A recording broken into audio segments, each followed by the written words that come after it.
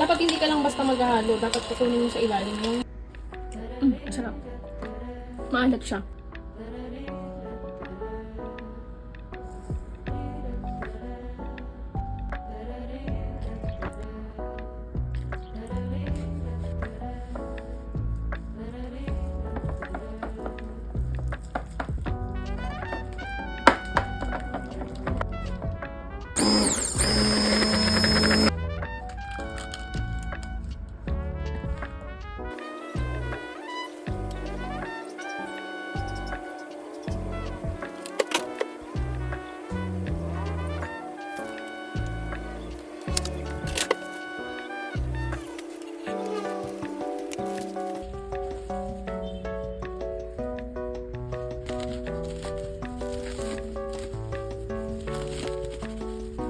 So guys, titikman natin.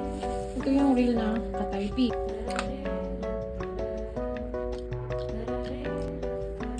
Masarap. Maalat siya.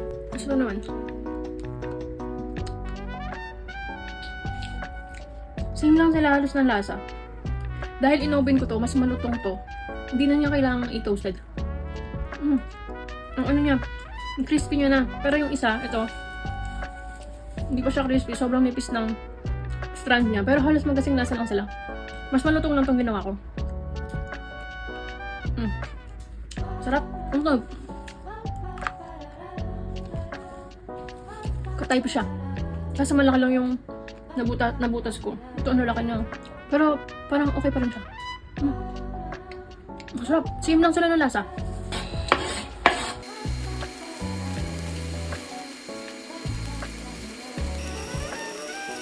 Dapat hindi ka lang basta maghahalo. Dapat kukunin mo sa ilalim yung ito-toast mo siya. Kasi masusunog talaga yung ilalim kapag halo-halo lang. Dapat pupunta sa ilalim yung mga hilaw pa.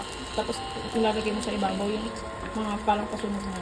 Masarap kasi ito kapag super toasted. Kaso, hindi siya maganda kapag kapag sunog.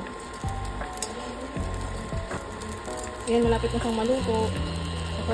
Okay na to.